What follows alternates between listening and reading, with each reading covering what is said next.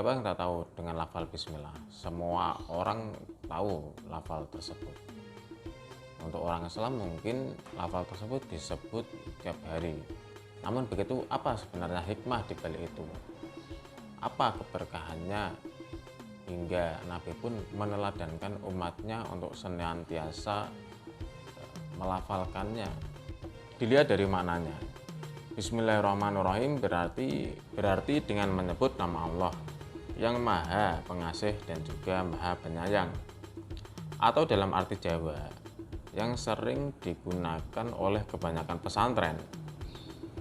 Bismillahirrahmanirrahim berarti kelawan nyebut asmane Allah kang maha welas asih ing dalam donya lan akhirat, lan welas asih ing dalam akhirat bloko.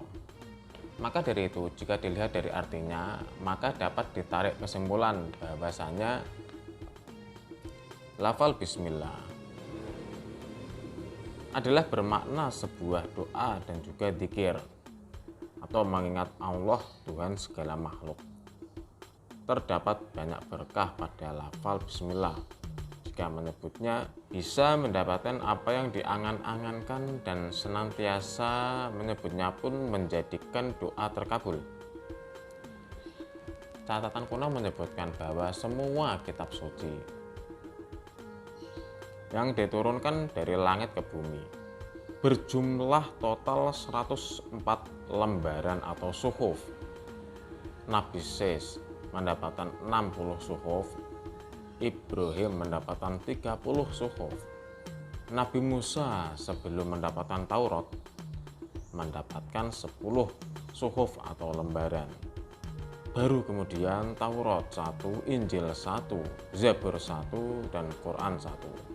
Jadi total 104 kitab suci. Semua makna dari semua kitab suci tersebut itu sudah terkumpul atau terhimpun di dalam Al-Quran. Sedang semua makna yang ada di Quran itu terhimpun dalam surat Al-Fatihah. Sementara semua makna yang ada pada Fatihah terhimpun dalam lafaz bismillah. Di sisi lain, semua makna yang terdapat pada bismillah terhimpun dalam ba-nya. Dari keterangan tersebut, tak bisa dibayangkan bagaimana komplitnya lafaz bismillah itu. Karena bisa dikatakan semua kitab suci yang telah diturunkan, komponennya atau artinya ada dalam lafaz bismillah itu sendiri. Ada cerita sedikit mengenai basmalah atau bismillah yang mungkin kita bisa jadikan teladan. Suatu hari ada seorang perempuan yang selalu menyebut bismillah setiap akan melakukan segala aktivitasnya. Perempuan ini mempunyai seorang suami munafik yang tak suka dengan istrinya tersebut. Karena tiap akan melakukan aktivitasnya selalu menyebut bismillahirrahmanirrahim. Mau ambil cendok baca bismillah, mau ambil gelas baca bismillah, mau ambil pakan baca bismillah, mau apapun juga ya baca bismillah, ambil beras baca bismillah, dan lain sebagainya. Si suami ini pun kemudian enek dan ingin mempermalukan istrinya tersebut. Si suami menyuruh istrinya untuk menjaga satu bungkus atau paket. Kemudian istrinya ini pun meletakkannya di satu tempat.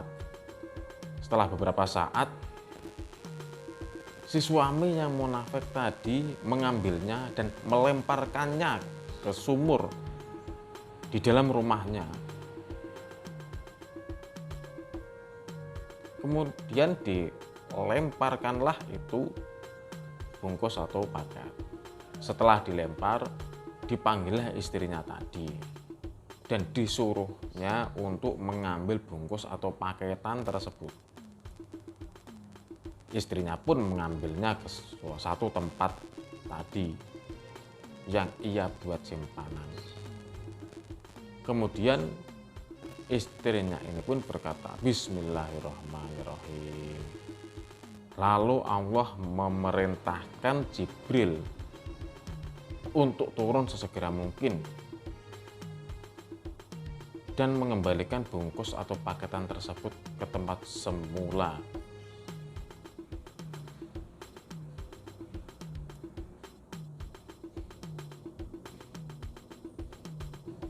Setelah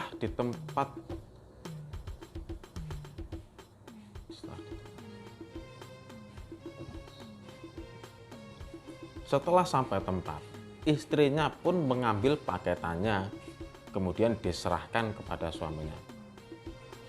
Melihat itu, suaminya ini begitu heran takjub dengan apa yang barusan dilihat dan dialaminya barusan. Bagaimana mungkin bisa orang paketan sudah dilempar ke dalam sumur yang itu tentu tidak dangkal, tapi dengan santainya istrinya ini mengambilnya tidak di dalam sumur tapi di tempat semula ia menempatkan paketannya tersebut. Dan anehnya istrinya ini pun dengan santainya mengambil paketannya tersebut dan dibawakannya kepada suaminya. Suaminya ini sangat heran sekali, hingga apa yang barusan dialaminya ini membuat suaminya ini sadar akan keberkahan dari lafaz Bismillahirrahmanirrahim dan memutuskan untuk taubat dari kesalahan-kesalahannya kepada Allah Subhanahu wa Ta'ala.